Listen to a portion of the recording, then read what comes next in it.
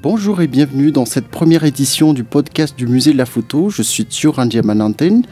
Pour ce premier épisode du podcast, nous avons le plaisir de recevoir Alexandre Audard, qui est historien.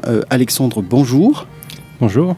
Vous êtes historien. En 2020, vous avez publié, à l'issue de votre mémoire de Master 2, c'est ça, aux éditions Hémisphère, un livre qui s'intitule « Libertalia, une république des pirates à Madagascar ». Pour commencer, qu'est-ce qui vous a conduit à la rédaction de ce livre, à ce mémoire sur Libertalia? Quel est votre parcours par rapport à ça? Eh bien, écoutez, quand il a fallu, j'ai fait une licence d'histoire, et puis quand il a fallu choisir un sujet de mémoire, j'ai voulu travailler sur Madagascar, et il m'est revenu des souvenirs de quand j'habitais à Madagascar entre 2011 et 2013, de Sainte-Marie, de Diego, des souvenirs du tourisme qui était lié à la piraterie et de ces histoires sur Libertalia qui étaient omniprésentes, surtout à Sainte-Marie. Il y a un hôtel Libertalia, il y a une bière Libertalia, il y a un cimetière qui est dit des pirates. Et donc, même, y compris en France aussi, il y a toute une littérature autour de Libertalia, il y a beaucoup d'histoires. Tout ça a fait que je me suis dit, pourquoi pas travailler sur ce récit de pirates et comprendre pourquoi il est tant diffusé aujourd'hui. Alors justement, peut-être pour lancer la discussion, on a envie de savoir qu'est-ce qu'est Libertalia? C'est une excellente question. Et pour être bref, Libertalia, c'est une république pirate, abolitionniste, égalitaire, pacifique, qui aurait été fondée dans le nord de Madagascar à la fin du XVIIe siècle, ou au début du XVIIIe. On n'a pas vraiment de date. Et donc elle aurait été fondée par trois pirates, un français, un capitaine français, Misson, un moine défroqué italien, Caraccioli, et un pirate anglais, Tew, donc qui, au terme de tout un tas de péripéties, à la fois en Amérique mais aussi aux Comores, ont choisi de s'installer au nord de Madagascar pour y promouvoir ses idéaux républicains et surtout égalitaires, la libération des esclaves. Et donc cette république aurait existé quelques années avant d'être détruite par une armée malgache de manière assez mystérieuse. Est-ce qu'on a une idée où est-ce qu'ils étaient par rapport à Madagascar? Est-ce qu'on sait situer l'endroit exact ou pas? Alors, à Madagascar, si vous allez à Sainte-Marie, on vous dira que c'est à Sainte-Marie. Si vous allez à Diego, on vous dira que c'est à Diego. Si vous allez à Nosy Be, on vous dira que c'est à Nosy Be. Mais d'après le texte, Libertalia aurait été fondée dans une baie située au nord de Diego Suarez. À savoir que Diego Suarez, sur les cartes anciennes, n'est pas le Diego Suarez actuel, mais correspond plus ou moins à une baie qui serait au sud de l'actuelle baie d'Ampasindav. D'accord. Alors, comment se fait-il qu'aujourd'hui, c'est tellement... Alors, vous dites que ça existe à Sainte-Marie, ça existe à Diego. Alors, comment se fait-il que le souvenir, ou alors, peut-être pas le souvenir, mais comment se fait-il que c'est tellement ancré dans la mémoire des gens, ou alors dans l'esprit des gens, cette république libertaire? Eh bien, évidemment, cette république, elle parle à tout le monde. C'est-à-dire que tout le monde s'y reconnaît, de par les idéaux qu'elle promeut.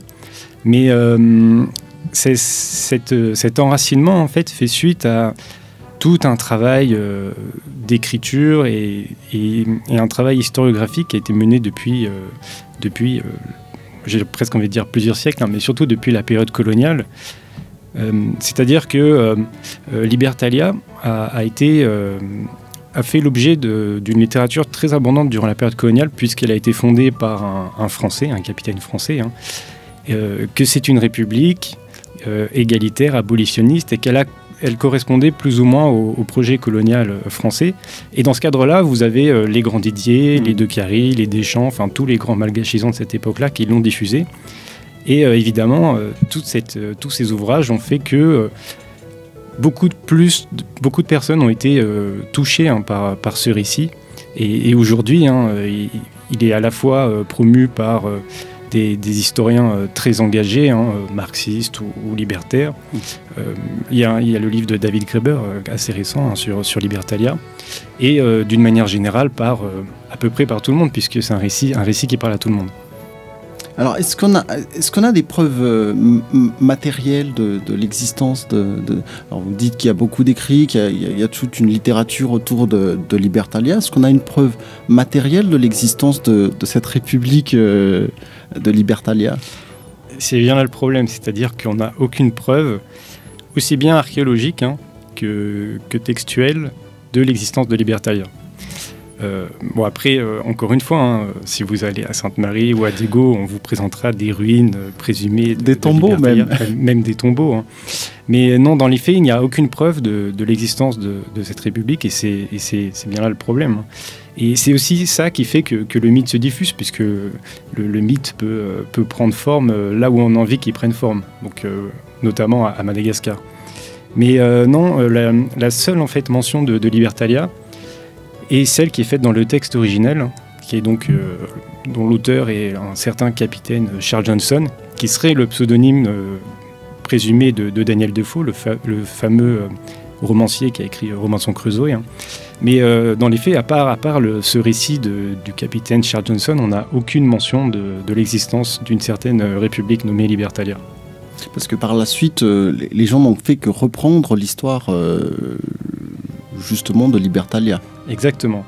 Le récit du capitaine Charles Johnson, puisqu'il n'y a que ça à reprendre en fait, mais aussi toute la littérature coloniale, Deschamps, par exemple Hubert Deschamps, qui est un malgachisant très célèbre, qui a été premier professeur d'histoire de l'Afrique à la Sorbonne, a écrit un ouvrage sur les pirates à Madagascar dans les années 50, qui a été réédité par la suite et qui reste toujours considéré comme un ouvrage de référence.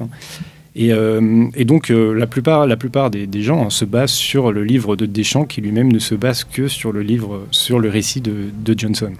Est-ce que la presse de l'époque ne parlait pas, enfin de l'époque de Johnson, ne parlait pas de Libertalia Non, elle ne parlait pas de Libertalia à proprement parler. Par contre, elle parlait énormément des pirates et elle parlait énormément de Madagascar. D'accord.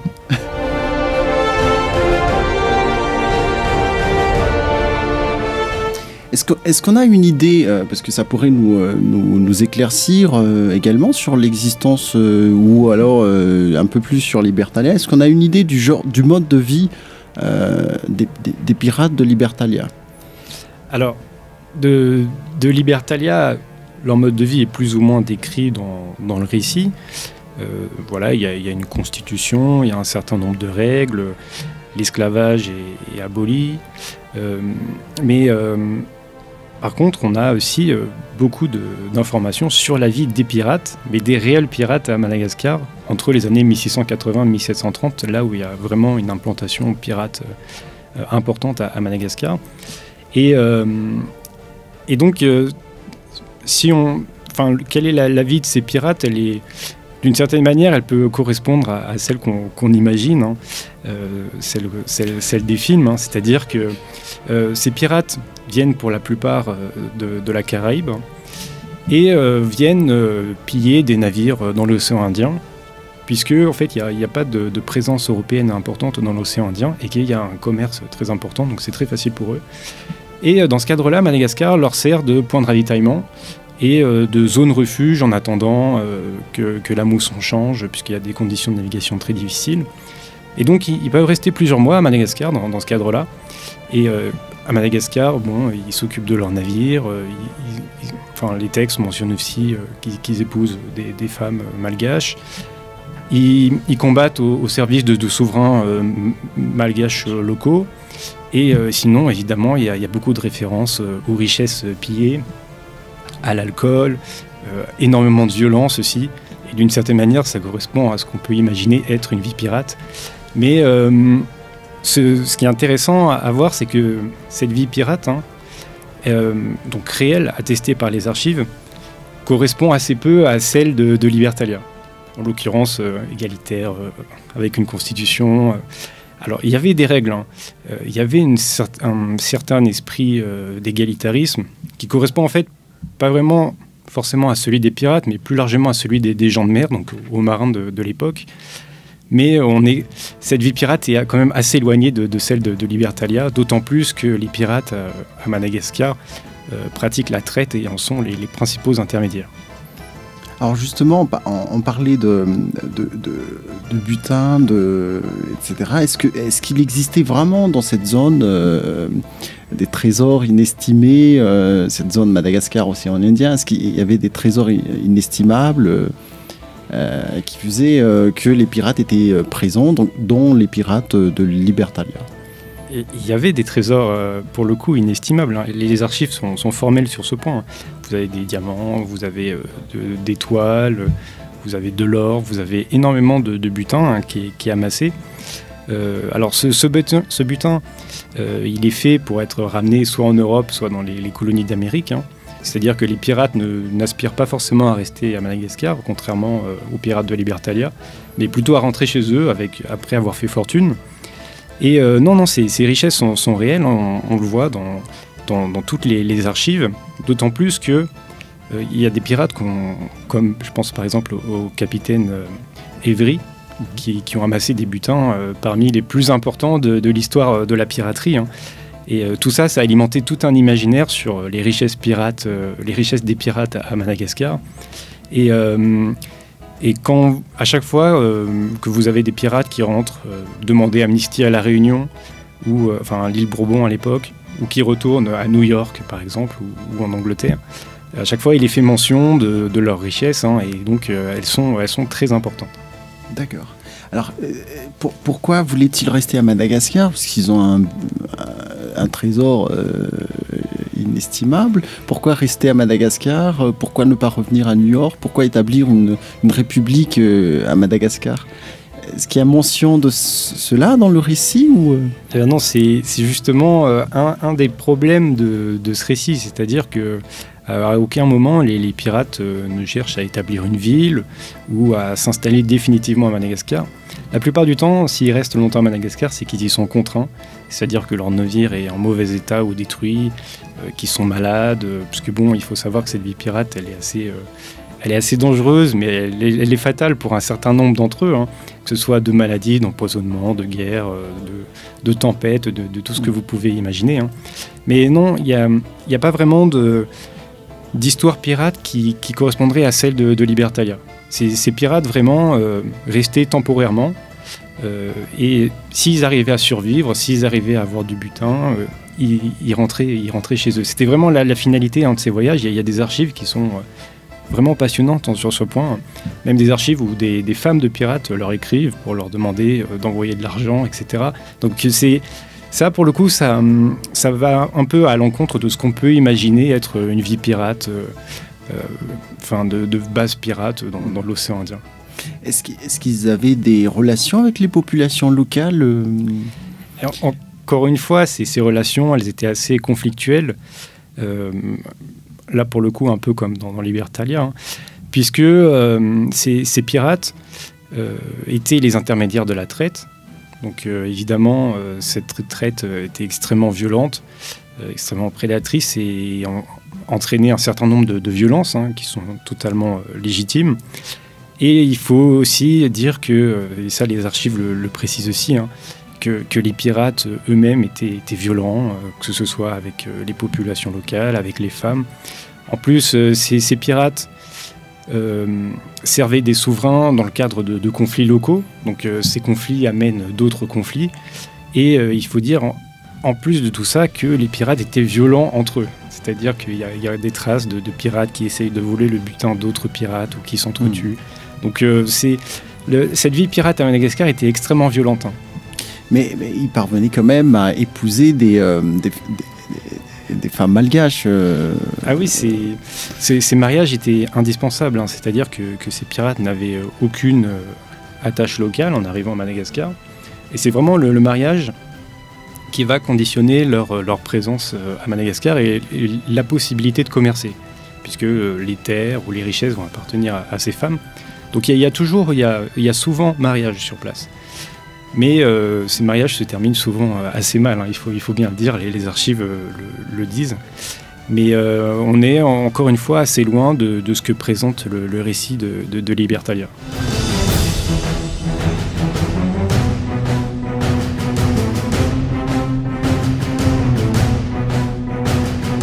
Alors qu'est-ce qui... Aujourd'hui, qu'est-ce qui resterait de Libertalia dans l'idée, l'esprit des gens? Parce que qu'est-ce qui reste des populations locales? Comment les gens... Parce qu'aujourd'hui, on y croit, hein, Libertalia. Vous dites que c'est un récit. Est-ce que c'est plus pour les gens? Qu'est-ce qui reste? Tout le monde a envie d'y croire à Libertalia. Il faut peut-être rappeler que vraiment, c'est ce que je présente dans le livre, Libertalia n'a pas existé tel que présenté dans le récit. Ça, c'est vraiment formel. Libertalia, c'est surtout la superposition de représentations de Madagascar, de pirates, par un londonien du début du XVIIIe siècle. Donc c'est très fantasmé. Mais tout le monde a envie de croire à cette république, peut-être moi le premier, puisqu'elle parle à tout le monde. Ses idéaux sont assez universels. Qu'est-ce qu'il en reste? Alors, de cette histoire pirate, il subsiste un certain nombre de choses à Madagascar. Des vestiges archéologiques, il y a des épaves, peut-être plus. Il y a d'ailleurs un projet sur l'archéologie de la piraterie en ce moment, et il y a des chercheurs qui sont venus, français, des archéologues qui sont venus il y a un peu plus d'un mois à Sainte-Marie. Et vous avez aussi une mémoire de la piraterie qui s'est conservée. Ça va être les Anamalades sur la côte est, qui sont très attachés à cette histoire pirate. Et d'une manière générale, sur la côte est, il y a beaucoup de monde qui est attaché à cette histoire pirate, plus ou moins fantasmée. Mais vous avez aussi des noms de lieux, la Pointe à l'Arrêt, à Sainte-Marie, il y a plusieurs lieux aussi. Donc on voit que cette présence pirate a laissé des traces, mais Libertalia n'a laissé aucune trace, dans la mesure où Libertalia n'a pas existé. La trace qu'elle a laissée, ça va être celle que je citais au début, c'est-à-dire pas une mémoire, mais une mémoire construite assez récemment, depuis quelques décennies, de cette certaine représentation de la piraterie comme luttant contre le capitalisme atlantique, comme égalitaire, comme libertaire, celle que présente Pirates des Caraïbes et tous les livres ou tous les films que vous connaissez, et qui d'une manière qui est universelle d'une certaine manière et qui parle à tout le monde. Et ça va être Libertalia va être un peu le fil directeur de tous ces imaginaires qu'on se plaît à lier à cette histoire de la piraterie. En sachant qu'on part quand même, si on part des textes, des études de Deschamps ou de Grandidier, on est quand même sur un récit, en tout cas une histoire qui voudrait justifier la colonisation pour être repris par la suite par les Malgaches eux-mêmes, n'est-ce pas? Oui, c'est un peu toute l'ambiguïté de ce récit de Libertalia, c'est-à-dire que c'est un récit du XVIIIe siècle, ça on a un peu souvent tendance à l'oublier.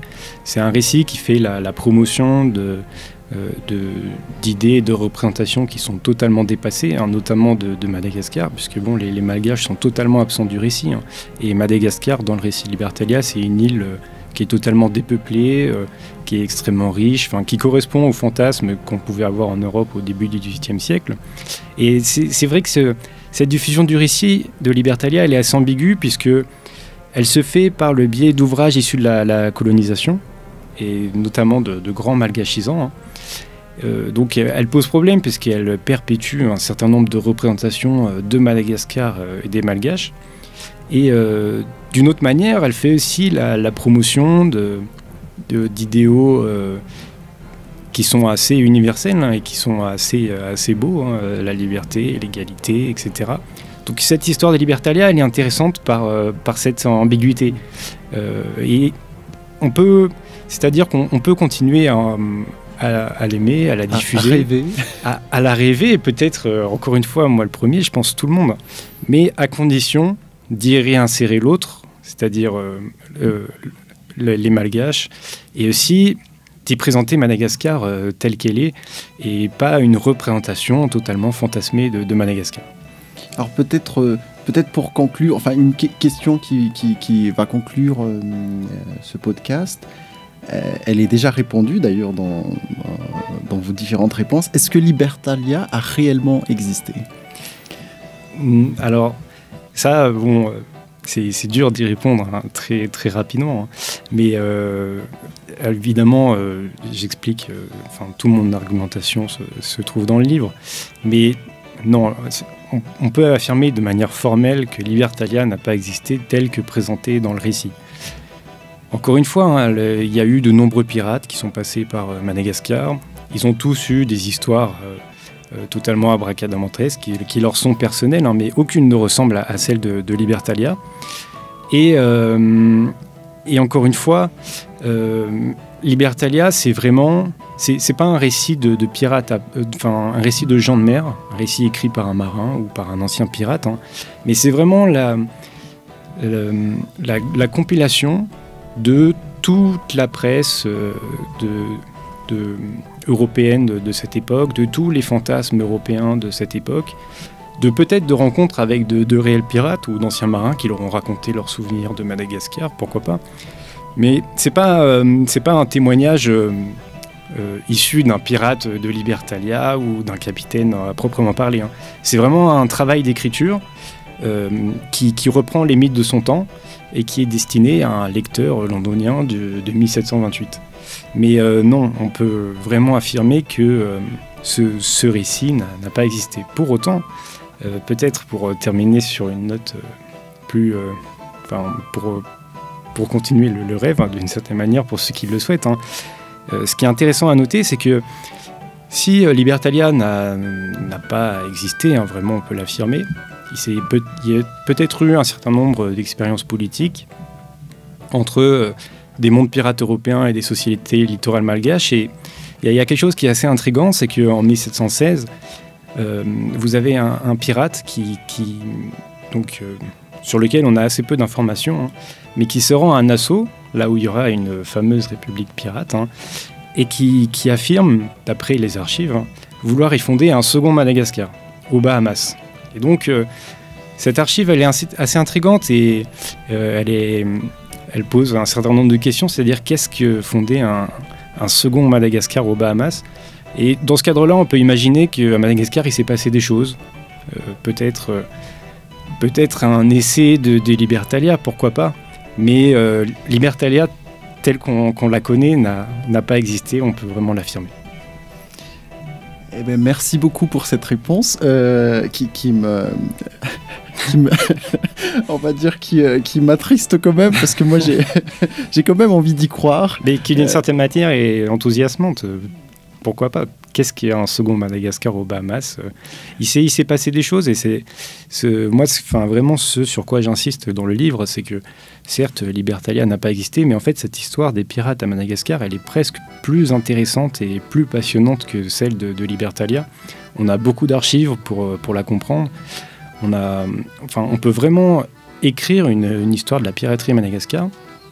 Et c'est une histoire qui est vraiment intéressante dans la mesure où on a une période charnière de l'histoire de l'île. Hein. Vous avez plusieurs royaumes qui se mettent en place. Il y a l'introduction des armes à feu.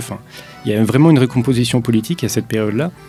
Et en fait, étudier Libertalia, même pour dire qu'elle n'a pas existé, hein, d'une certaine manière, c'est retrouver aussi l'histoire de Madagascar et refaire réapparaître les Malgaches qui sont absents du récit. Et donc, ne serait-ce que pour ça, hein, ne serait-ce qu'en déconstruisant le mythe, on en apprend beaucoup sur l'histoire des pirates, des sociétés littorales malgaches de cette période et plus largement de l'histoire de Madagascar.